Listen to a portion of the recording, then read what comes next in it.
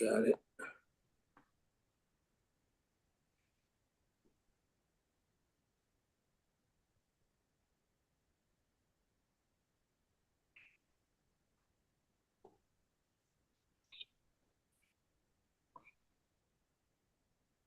Are we ready yet? Let me just confirm here. Okay.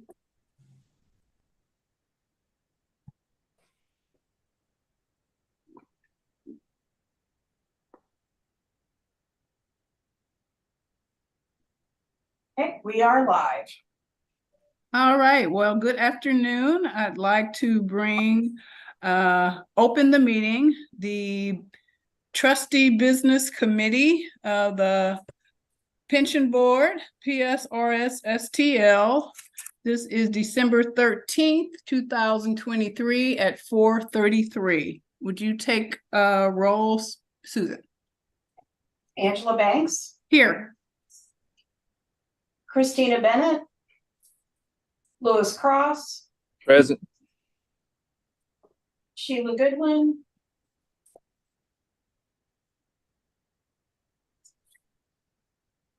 Shanice Johnson.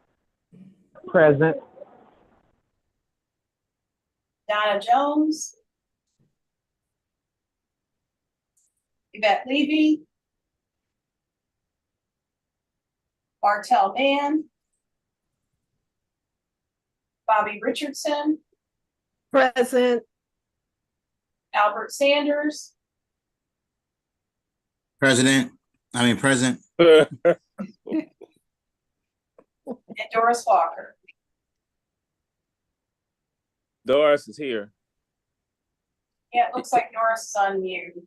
Yeah, I'm on mute. I gotta stay on mute. So Okay. if y'all all get right. ready to vote on something, I'll come back and vote, okay? All right. All right. Mhm. All right, so we do have 6. We have a quorum. All right, great. Well, today's agenda, we'll be going over the 2023 trustee travel expenses and voting, along with the 2024 operating budget. So at this point, I will turn it over to Susan. Thank you, Angie. And we'll start with the travel expenses. So as the trustees might recall, the procedure changed just a little bit. This year we made some tweaks to the travel policy end of last year. And we really have been looking at the expenses at each meeting. So we do go through, and the trustees have the expenses that have been submitted, and then typically at the board meeting, we do vote whether to accept those or not. So all of these expenses really, it's just a compilation. I think there might just be the last one on the list that had not been previously submitted because it was for Trustee Richardson to attend the annual conference. That didn't occur till October. So this is just a total of all the travel expenses throughout the year. And I apologize, but the copy that was sent to you did not have the registration piece on it. So that is new here. It has been added on this particular slide. So you can see we spent, trustees spent pretty close just in the regular travel expenses, close to $14,000. And then registration fees added an additional $13,000 to get a total of a little over $27,000. I think there are still a few travel expenses that are outstanding. So hopefully we'll still get those by the end of the year, if possible, but these are what have been submitted so far.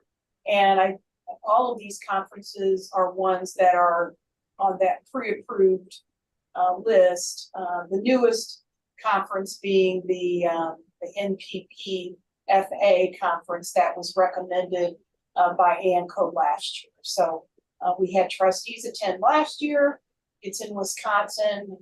It's a smaller conference, and then we have trustees attend. But the other conferences, Vapors is right here, Lake of the Ozarks, Missouri. It's very, very good conference. And then, of course, NCTR and NASP, trustees have been attending those conferences for many years. Also very good programs. NCTR has a workshop specific for trustees, and then has the annual conference. So they sponsor a couple of different events throughout the year. So I'll pause there, see if there are any questions, comments. Can you tell us how this nearly 27,000 compares to expenditures for 2022? Do you have that information available? I can tell you, I would say it's probably the same, maybe a little bit more. We did increase the budget last year. So the budgeted amount is 40,000 for trustee travel. I think we were pretty close to that last year, and I think that's why it was recommended that it be tweaked. So I think it's in the neighborhood, but I don't have that exact figure. I can get that for you. Oh, that's okay. And can you remind us if there are any limitations as far as, number of conferences or any reporting requirements that are in our regulations or anything? Yeah, there are not limitations on the number of conferences. We have discussed that potentially adding that, but that is not in their the rules right now. The travel policy, we did, the trustees approved a little tweak to add a report. to ask, trustees to submit within, I believe, 60 days of travel, just a very short summary of what happened at the conference, some highlights. So most trustees have been submitting, a half page or a page, something like that, giving just a highlights of the conference they attended. Thank you. Yeah, and I would say the only other limitation on travel is you can go and be paid for hotel the day before and the day after the conference. That's another limitation that we have as well.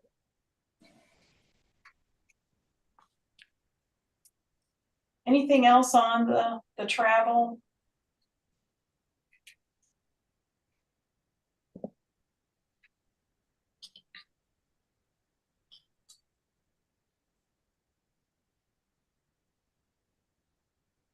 So if not,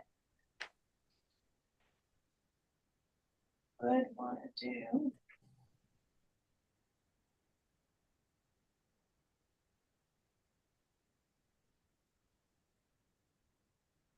If we wanted to do that motion, that number one motion. I would like to make a motion to accept the total 2023 travel expenses and submitted by the executive director. A second. Any questions or comments? All right, it's been properly moved and seconded. Do we need to have a roll call vote on this or just? Yes. Okay. Yes. All right, please. Angela Banks, Yes. Lewis Cross, Yes. Shanice Johnson, Yes.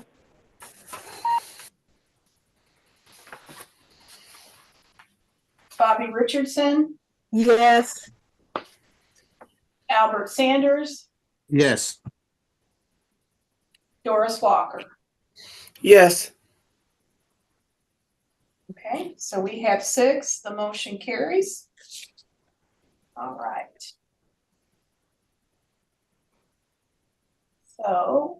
So will we be moving directly into closed session to discuss the budget or only for the salary portion?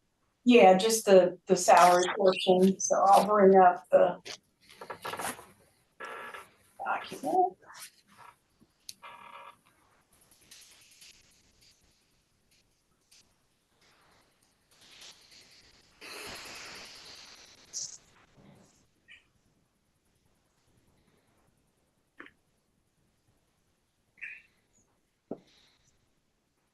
All right. So this is the draft for the 2024, and it was sent out by mail on Friday, and then also sent by email, I think also on Friday. So hopefully everyone received it. And so I just wanted to go over a couple of items before we dive into the actual budget itself and looking at the budget. Just a few things I wanted to highlight regarding some accomplishments during the last year. We continue to make our way through RFPs. We did quite a few in 2022. I apologize, that says 24. It really is 23. We haven't, we are not into the future yet. So my apologies, that says 24. But for 23, we continue to make our way through the RFP process. And we did an RFP, certainly with the help of ANCO for the custodian. And the decision was made to select a new provider. So staff and myself were working on that transition right now. I was at the PNC offices today signing some documents for the transfer. So we're moving forward on both fronts, the custodian and treasury management side. Also did an RFP for the attorney services. So that's still ongoing. At the last meeting, the personnel and professional contracts meeting, we did, the trustees decided that we wanted to spend some time with that. So that's those interviews with the attorneys, the attorney firms, and there were 6 of them. Those will be scheduled in January and February prior to the February board meeting. So that's still in process. We started the project this year for our pension software, and I'll talk more about that as we get a little further into the technology part of the budget. And, really the preliminary work on the systems consultant, with the systems consultant, really just having them come in, take a look at what our processes are, shadowing the staff, doing some of the major things, such as running retirement payroll, importing spreadsheets, running refunds, distributions, things like that, so that the consultant could have a good feel for what we do compared to what they see is available in the marketplace. So that project has started at the meeting on Monday, regular board meeting. That report that they have generated regarding the current state of our pension software, that will be included in that packet, and we can review it at that time. So that project has gotten started. Also this year, we added a firm that's doing securities monitoring for us. And even though US Bank does the domestic side of things, we are still getting securities monitoring from our law firm that was selected by the trustees earlier this year. So we're receiving monthly reports. This law firm also evaluates. So if they see something on there that could be a potential case that the system needs to get involved in, they are going to be reviewing that, and we will be having conversations about that. So I think that's been a real good process to get that started as well.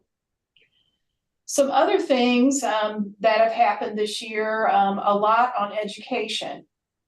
We did create a new member orientation webinar. We've previously had a retirement seminar webinar, but this past year we did 2 member orientation webinars. And these are primarily for new members. We're seeing that's pretty true who attended. I'd say we probably had about 50 attend both sessions, but there are also some people that have been here 5, 6, 7 years that hop on to those as well. They're not ready to retire, which is what the retirement seminar focuses on, but they do want to just know about their benefit. So that's been well received. And then we also kind of alongside that, we have just finished the new member packet, and we're going to have that printed, consolidating all the documents together. So previously, a new member came on board. They, things were just printed out and sent to the new members, but we've kind of consolidated that process so that they'll get something that looks a little bit more streamlined, maybe a little bit easier to review and understand. And we also have created, it's a front and back, one-page summary of the benefits for the system. So it's a, just a nice overview. Some of the schools had been asking for that. So that all is going to be posted on the website here shortly, and then those will be mailed out to new members. The other communication piece is for folks that are retiring. There is another packet that was created for those individuals. We also did some work on some of the language. I know Chairman Cross had asked for us to take a look at some of the language on the application, hopefully making it understandable. One of the big things that people get confused about is beneficiary versus the option beneficiary, the person that's going to receive a monthly benefit versus an individual that would potentially receive any contributions that need to be refunded if someone passes away prior to those being used up. So we've added some language there, and I think, again, streamlined that document as well. So that packet is up and running, has been since the summer, posted on the website, and then the new member packet was just recently completed. So I think some good things there in the communication, hopefully for our members, making the benefit a little bit more understandable. Another accomplishment is the GFOA award for our annual report. They have awarded that to the system, I think it's the Certificate of Excellence. The system has received that for over 10 years now. So 2022 annual report is being reviewed, but we received this in the summer for the 2021 annual report. And then we'll talk about this more a little bit later, but the trustees also approved a consultant for myself to work with an HR consultant to take a look at salaries and job descriptions and work on a performance management process for the system. So we did do that, and I'll talk a little bit more about that a little bit later, but that has been a good process as well. So any questions on any of that before we kind of dive into the budget? Susan, what's GFOA? That is the Government Finance Officers Association. Okay, thank you. I belong to that too, Sue. Yeah, they do a lot of education. We had not previously been members here at the system, but you get a break when you submit your application if you're a member. So it was a little cheaper, and you get a lot of good education. I've attended some of the sessions, so it's a nice benefit. And then they are the ones that review our annual report and determine whether it's going to get that certificate or not. Okay, thank you. All right, so just a few things here. Assumptions, just to get started.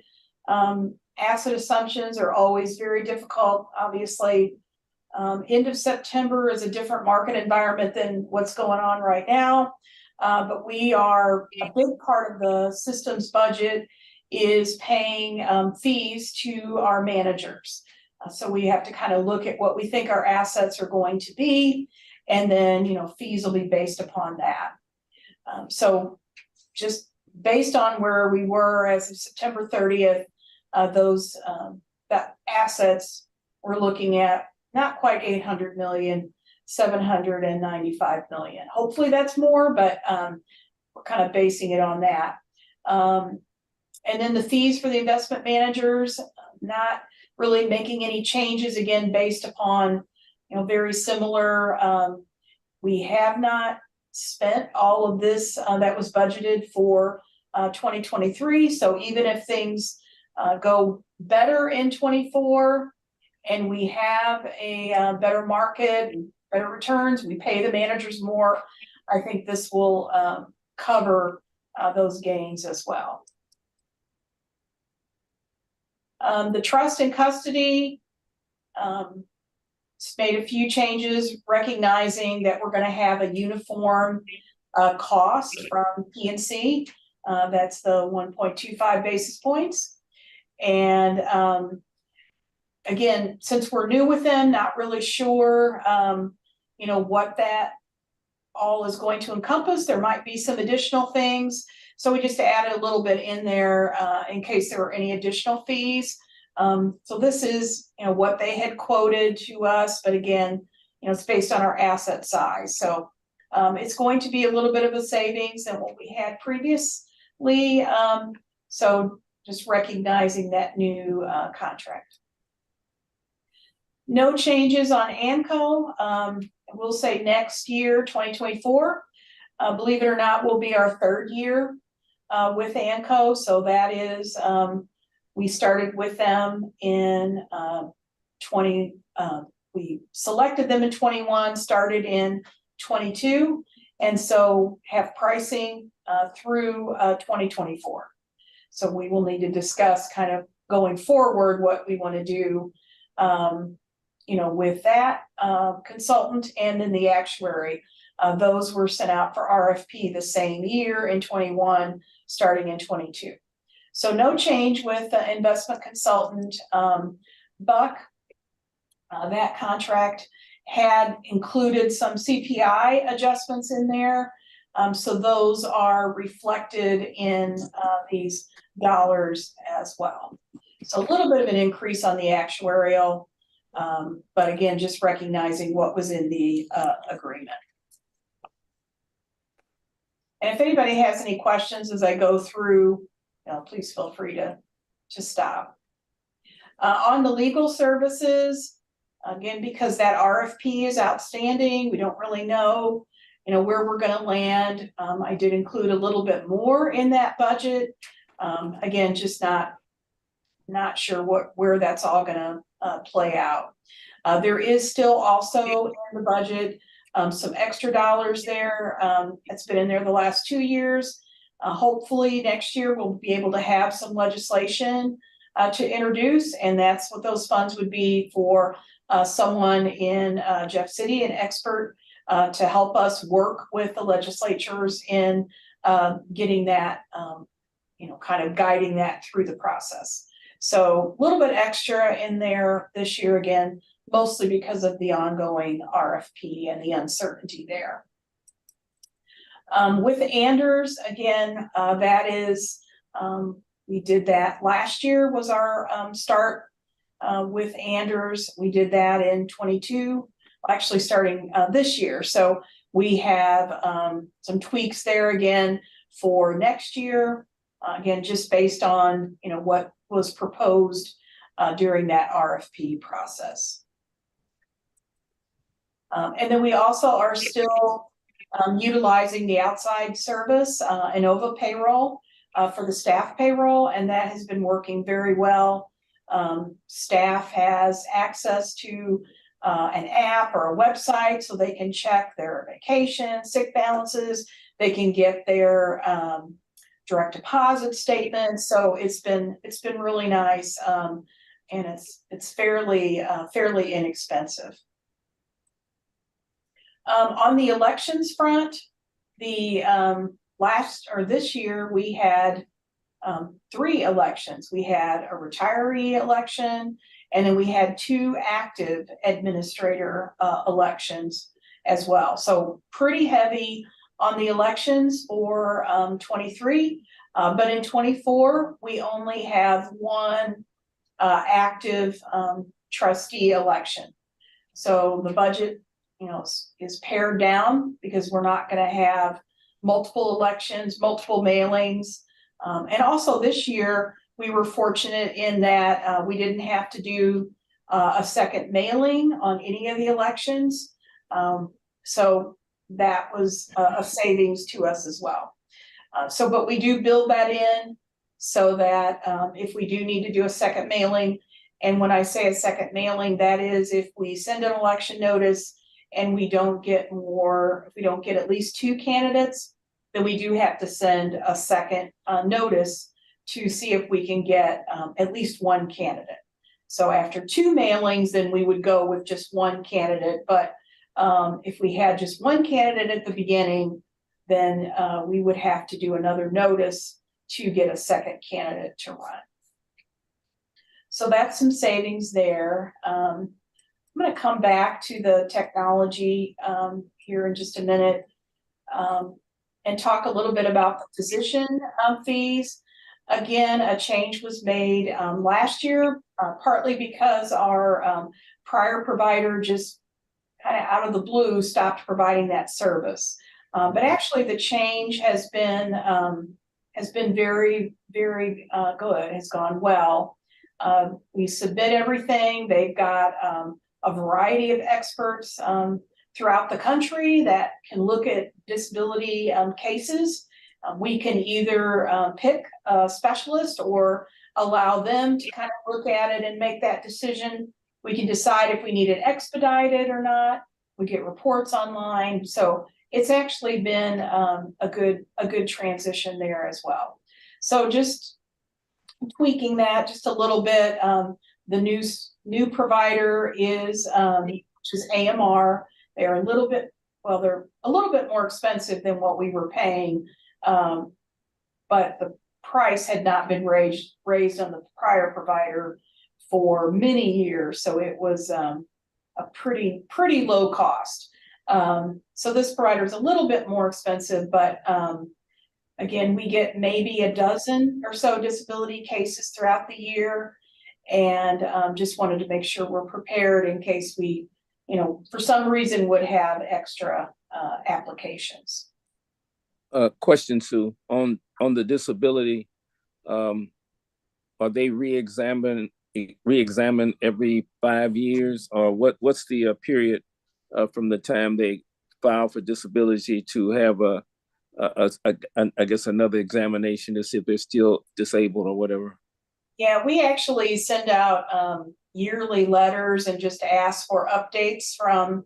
So after, I think it's in the first 5 years that we do send it out yearly just to, get a certification. They don't go through the same process, but they can provide a note from their doctor. I see. Okay. So it's every 5 years, or you do it? It's I think it's up to 5 years that we're doing. We just check in with them annually for that first 5 years. Okay. Or if they become eligible for, regular retirement benefits as well. So, I see. So then we'd evaluate it to see, what would make sense for them as far as their benefit is concerned. So. Okay. And then property management, there's just a lot of detail in here. A lot of the things that go into running this building, operating this building. We did transition to a new property management provider, and that is Intellica. And we have been very pleased with them, and they've done a lot of good work around here. We've gotten some things accomplished that we had been waiting to have done, and they're very responsive. So we probably spent a little bit more on the on-site work.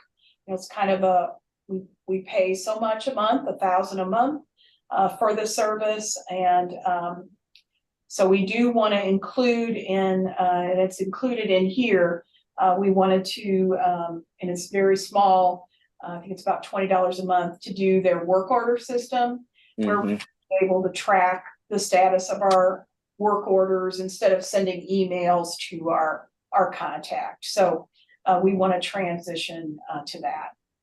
But again, it's we've been very pleased with how responsive they've been and doing some changes around the building. So there a little bit of an increase there, and that a lot of that is just because some things are going up with utilities and those sorts of things, just to accommodate that. We also did this past year, it's maybe a year before where we started this year, we did negotiate both of the charter, the internet services, and got some nice deals, but I think those will be ending next year. So this is recognizing some new pricing there as well. Okay. Postage continues to go up. We do a lot of mailings. Newsletter, we do quarterly mailing. We are mailing the active and retiree mailings. So those are regular mailings. We also have open enrollment guides that go out, the 1099s at the beginning of the year. And then we have our annual benefit statements. So postage, probably went up 2 or 3 times this year. So we anticipate postage will go up again next year. So we've included that a little tweak increase. I'm having difficulty hearing you all of a sudden. Okay, I'm sorry. I can hear you, so I don't know. Anybody else having a problem? No, I can hear. How I about can you, hear. Shanice? Christina? I'm good. Okay. Angie, you have your mute on. Yeah. Well, Angie, if you go out and come back in, maybe that'll help it. I thought I was off mute and Angie could hear me crunching my chips here.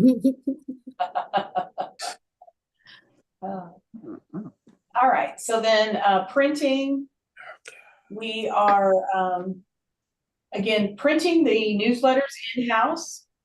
So that has been a savings.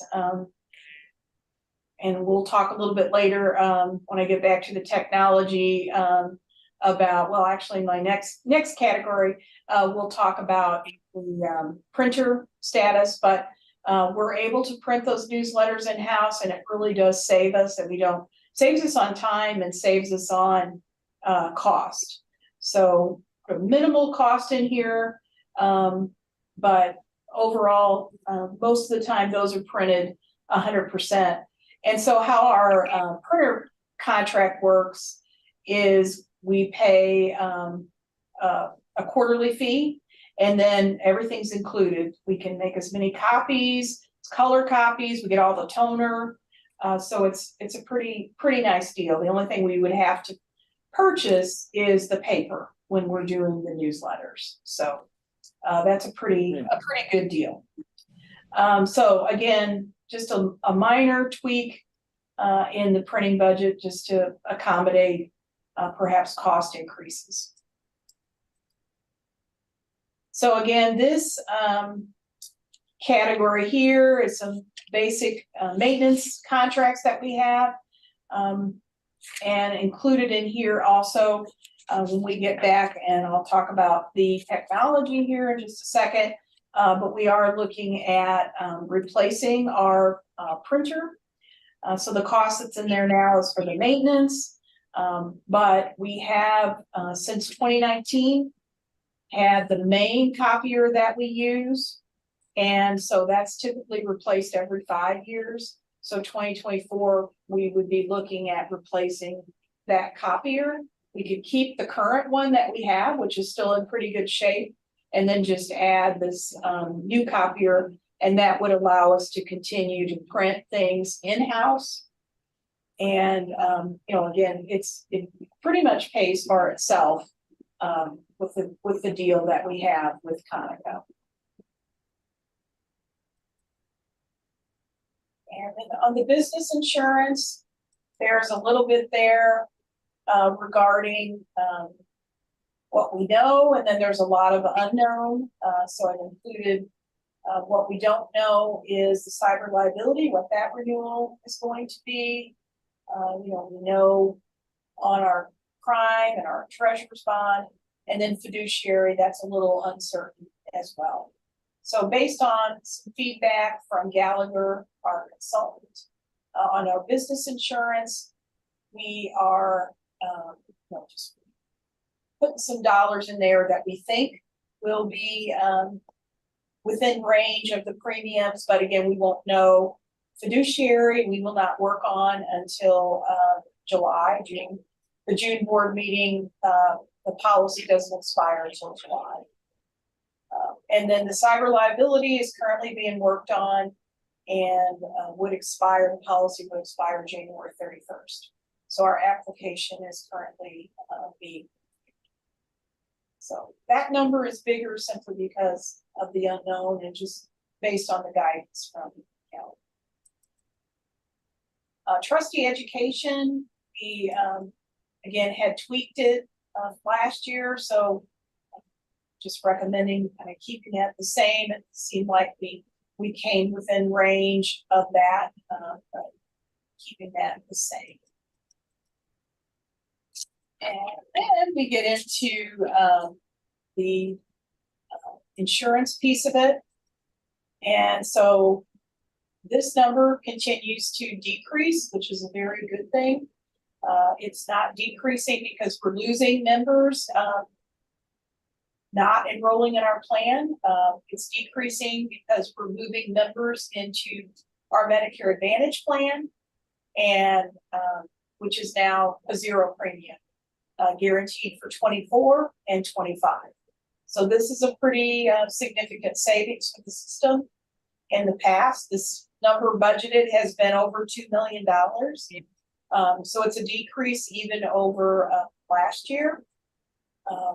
Monica's our new insurance specialist. She did great work. She sent out individual letters to those people that were enrolled in the base and the buyout coverage, and met with many, many members to go over, just for them to see what it is, and then that's their decision. We don't want to force anyone, but if it makes sense for them to go into a zero premium plan that is designed for people with Medicare, then we want them to know about it and be able to take advantage of it. It's not necessarily going to work for everybody, but we think it can work for a lot of people. So she got applications. I believe we have about 115 members that are moving away from the base and the buyout plan during this past open enrollment that are Medicare eligible and moving into the Medicare Advantage plans. So this number was closer to 500 last year, this 375 number. So since it's a zero premium in the Medicare Advantage plan, we do not pay that $80 per member per month for those individuals that are in the Medicare Advantage plan, at least for the next 2 years. And then we'll see what happens after that. So Sue, I have a question on that. If someone moves to the Medicare Advantage and they decide it's not for them, do they have to wait a year until the next enrollment period to switch back? Yeah, they do. They do. They could do it during the next open enrollment. Yeah. Yeah, and we are also actually looking at doing maybe a special enrollment for those individuals, because of course, after the deadline ended, we had more individuals that, their family members had just received the materials. Maybe they saw their, parent or grandparent over Thanksgiving, saw the materials and they wanted to take advantage, but the deadline had come and gone by then. So we're talking with United Healthcare about potentially doing a special enrollment in the month, sometime in the spring for individuals that might still want to take advantage of it. So, but they, individuals, if they don't like it, they can move back, but they would have to wait till the open enrollment. And then this category also includes what we pay to the consultant. that assists us. We will be doing RFPs next year at least for the dental, maybe the vision as well. I have been in conversations with that consultant because this pricing has been in place for a long time also, over 10 years. So they approached me and said, well, we might need to increase that, but I have not gotten any feedback on that. So this might be something we have to talk about later. And then this last couple of more categories, then we'll go back to technology. So miscellaneous, this includes our bank account fees. You know, based on the proposal that PNC submitted, we're not supposed to be paying any fees. They're going to give us enough interest that's going to cover all of our fees. I'm a little leery of that, you know, until I see it. So I've included a little bit of money in there just in case. We don't know what's going to happen with those rates. We might have some spillover costs from US Bank. So I have included a little bit in there as well. And then this category also includes our memberships that we belong to. And then last year we included money for staff to attend conferences. I attended the NCTR annual conference. Our accountant specialist attended the MAPERS conference, and hopefully we can have a few more staff attend. The PRISM is for public retirement information systems, and that would be a good one for someone to attend during, especially with our project on our pension software. So that's those memberships. And then have included a little bit more for unforeseen building supplies. We did have some issues with our HVAC units this year, had to do a lot of repair. We think they're probably coming to the end of their life. We have, 6 or 7 units. So in case we needed to replace any of those, so just included that in the budget for this year. The units are from 2007. Original units, they have not been replaced. So it's possible we might need to replace them at some point in the near future, or at least some of them. Sue, are we still looking at the folks on the bottom floor moving in the spring, I think, or around June? Yeah, so that's another item that it's good for everyone to be aware of, is we have a lease through, extended the lease through early May of 2024. And I asked my leasing contact, and it seems like they are on track. They have found other space that is through government, I guess VA space perhaps, or just other federal government space. I haven't gotten anything official, but it seemed like they are on track to move out in, sometime in May. Okay. May or at some point. So I guess at that point we need to decide. I didn't include anything in this year's budget to look at if we needed to do any renovations or anything like that to attract another tenant, or if we want to attract another tenant. I think we just need, kind of a little bit more information. So I would work with Intellica. They have a leasing arm just to get some guidance on kind of how to proceed. But that would be a reduction in our budget dollars. We get about close to $15,000 a month for rent for their space. They have all of the first floor and half of the second floor. So we would potentially have I've only included in for this year's dollars, only included the the amount that I knew for sure that we were going to have them through that early May. They pay in arrears, so we would really get rent payment in June as well. Okay. So we'll just need to see what happens there. I see. All right, thank you. And then special projects, just the painting and the ceiling of the parking lot was something in last year. We, didn't do that just yet. We had a few other things that we needed to do. And then a couple of years ago, we had put this in the budget for the front door. It does not have one of those accessible doors to open. And we tried to get that done, but there was some issues with us having the door locked where you have to buzz people in and opening that door. So we think we had another project that we were able to work with Tech Electronics on to complete regarding our elevator and some timing and how that works with the door opening.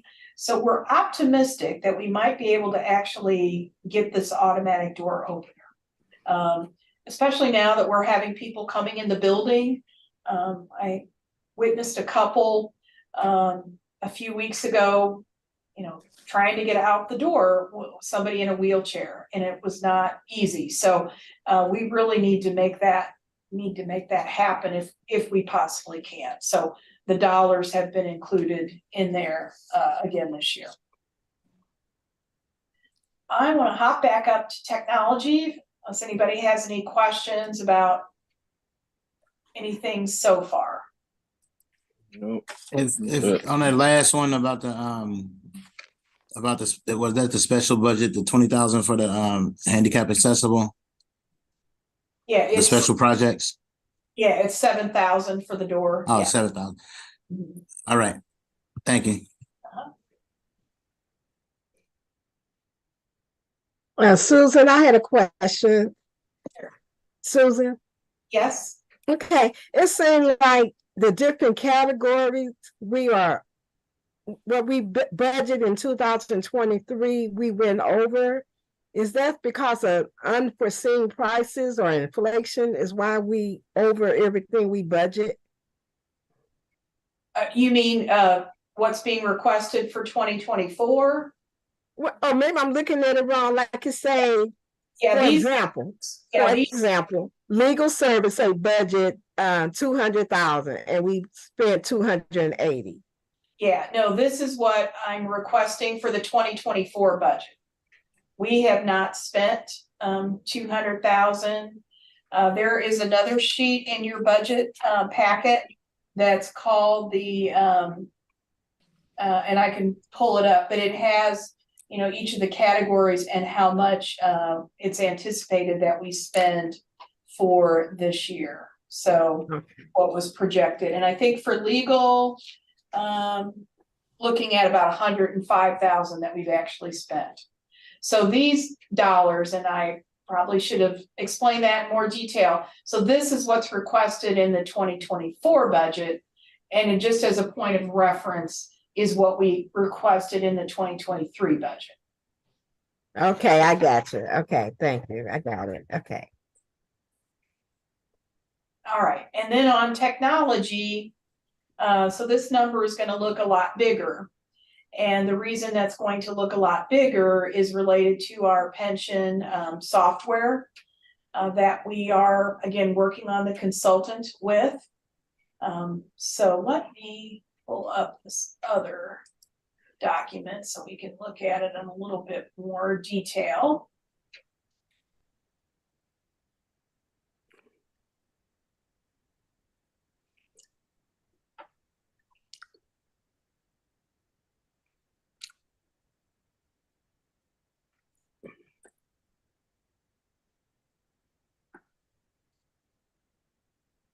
Okay. So, so this breaks it down into hardware, software, and then services. So in the hardware area, kind of the big things in here is related to that printer that I mentioned earlier. We anticipate that cost to be around 15,000. Not again knowing how much that will be, but based on some estimates we've been given, we think that's pretty close to that range. It could be a little less. We also are including some additional cameras. We are having The cameras that we have, we had some issues when we were trying to do the renewal with the VA because these cameras are produced, made in China, made by Chinese companies. That was a big no-no with the VA. So we had to really go through some things to get them to approve the extension of the lease because we had these cameras in the building. We also think there's some things that happen throughout the year where it's going to be probably more difficult to purchase those cameras. They're a little bit cheaper, but we think it's possible that those cameras might not be allowed into the country going forward. So we're sourcing some American-made cameras so that we can kind of start that transition. So that's another part of this area as well. And then software, this is where the big dollars come in. So if the system, we continue to move forward on our pension administration software, what the schedule would be is, and again, we will discuss this at the board meeting on Monday, but the schedule would be that the RFP would go out in probably March or so of next year, and then a vendor would be selected next year. And what our consultant is estimating is that software could cost about $4 million. But we wouldn't pay that all at once. We would pay it in installments. So the first installment, they are estimating the cost of that to be $675,000. So that's the big ticket item there. Also, when we get into services, we also have included additional funds for the consultant to help us with that project as we work through implementation. Again, we would really just be getting started. It would take 2 to 3 years to implement this software. And I do want to remind the trustees that the reason, and it'll be included in the report, but a big part of the reason that we believe we need to move forward on this is we don't have, we have a single individual that supports that software. And, it's not a package, it's, a person that built that for us. And we don't know the future, with that person. And it's not really a best practice to have that. And there are some other things as well that'll be detailed in that report. But I just wanted to mention there's, a little bit of urgency because we don't know how much longer that individual will be around to support the package. Hey, Sue, Uh-huh. could you just provide a 30,000, foot overview of what the pension administration software will provide? Okay. So we do have software now, but again, it was built in-house. And what we are wanting to see happen is just really an expansion and an updating of that software. So what the software will do is run our pension payroll and run it a little more efficiently and a little more user-friendly. Right now, it's a technical feat that has to be done. We also will do all of our processing for our refunds, distributions, tracking all of our members' credited service, as well as making notes about on the member services side when people call in, maintaining the contribution balances, processing interest. And then we do want to add, we currently do not have self-service available to our members. So if a member wants to see, what's my credited service, they would be able to go on the site and do that. We also think that the system can mass produce more efficiently things like our annual benefit statements and other documents, our 1099s, where we have to outsource those production of those things. We think those things should be generated, and our consultant has indicated that our system should be able to generate it internally without having to outsource it. Great, thank you. And so we've also included in the services section, we've also included some additional funds for our, I guess, ramped up need for our consultants. So we would spend a little bit more money with the consultants as we prepare. We'll need their help as we prepare for implementing this new system. So that was anticipated, recommended by our consultant as well.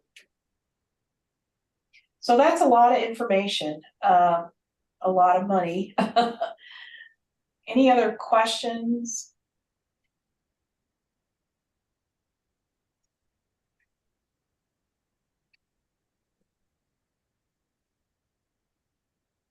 Nope. All right, so let me go back to the main document.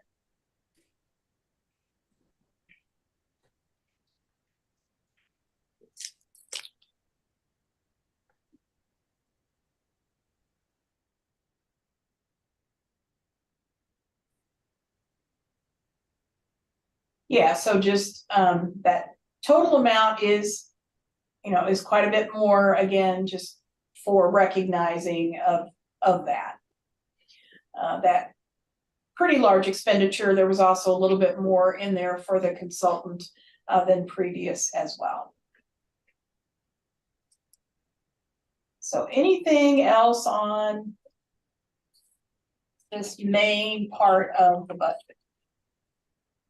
Stu, I just wanted to give you some historical context. We haven't spent that much on technology probably since 2006 or 7, when we had to go do a whole new system and mainframe or whatever. So it's been a while. Yeah. Yeah, it took quite a while to fully implement the system that we are using now.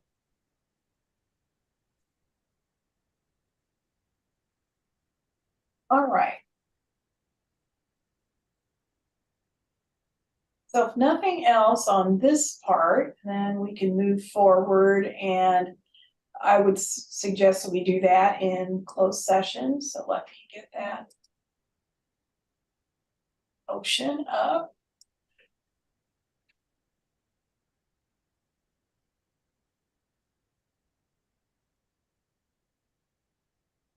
So that would be number 2 there.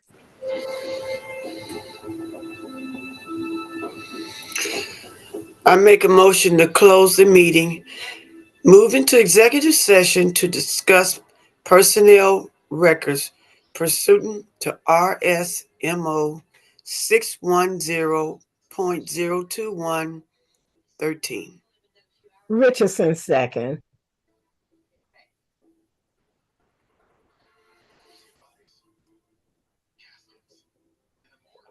All right, do we need a roll call vote to go into closed session, Sue? Yes, we do. Okay, can you take that, please? Angela Banks, Yes. Christina Bennett, Yes. Lewis Cross, Yes. Sheila Goodwin, Yes. Shanice Johnson, Yes.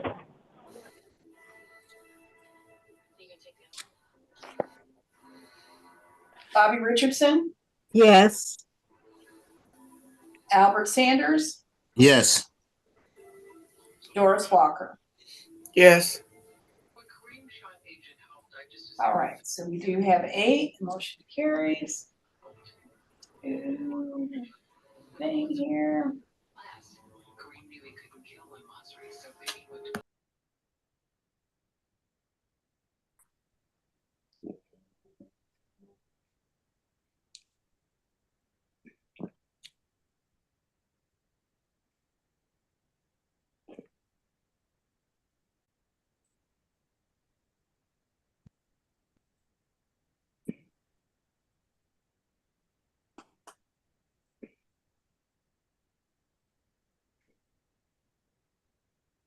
All right, it's thinking about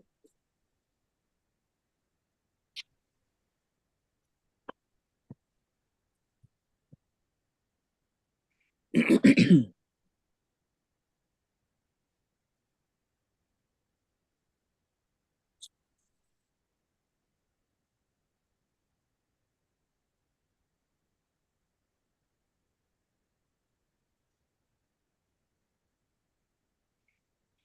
All right, I think we are back. Okay. Start recording.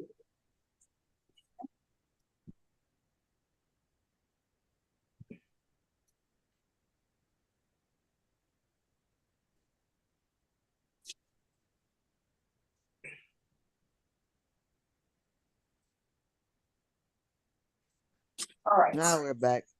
Okay.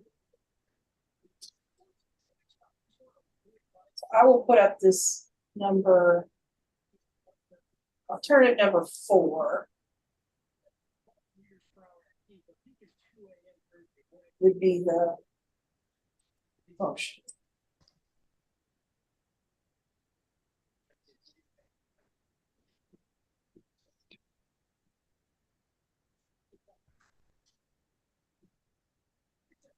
I'd like to make a motion to accept the 2024 operating budget as presented by the executive director. Is there a second?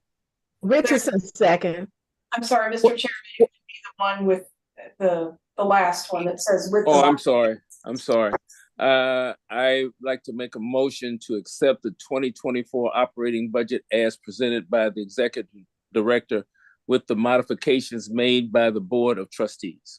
Richardson, second. Any discussion? Roll call, please. Angela Banks, Yes. Christina Bennett, Yes. Louis Cross, Yes. Sheila Goodwin, No. Shanice Johnson, Yes. Bobby Richardson, Yes. Albert Sanders, Yes. Doris Walker. Yes. All right, so we do have 7. The motion carries. So, All right. Is there any more business to discuss today?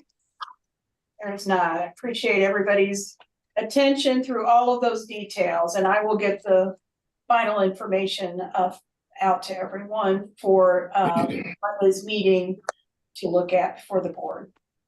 I just have one question. We have members who have not attended the board meeting in a while. Isn't there something in the bylaws about that? Is it excused absence, something? Because when we do roll call, no one ever says that they called in. It's excused absence. So what's going on? We're in the process of working on something, because I think when we had one board member to be absent a year and a half with not calling in at all. So we're going to have to take a look at something. And then I also think we need to take a look at the fact that if you are on the board, then you need to at least make one of those meetings that we have approved by the, one of the meetings, in NRT, whatever it is, something that we can, so you can be apprised of what's going on and update it. But anyway, to answer your question, Doris, at this particular point in time, no, we don't have anything. Okay, Mr. Chairperson, I also would like to suggest that when a vacancy occurs before the election, that we inform the candidates of what this job entails. Not, our executive director provides orientation, but this orientation is done after they have been elected. And I think we should find some way of making these candidates know ahead of time. I agree with you. What needs to be right. What goes along with the territory before just jumping in.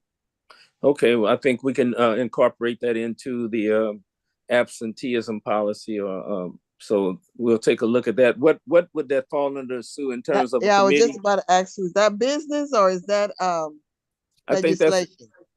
Well, yeah, rules and, legislative rules and regulations could look at the policy regarding attendance, but I think if the trustees just wanted a document to send out with the election notice, I think we could, cover that without really, I could draft something up and present at a future board meeting. before Okay. we have the next election. Sounds Okay. good. Okay, All right. can I to adjourn? Second. All in favor? Aye. Aye. Aye. Bye. Good night, everybody. Good night. Night, night. And I'll see you all Happy Monday. holidays. See you on Bye, Monday. everybody. I'm Good leaving Monday. it. Okay.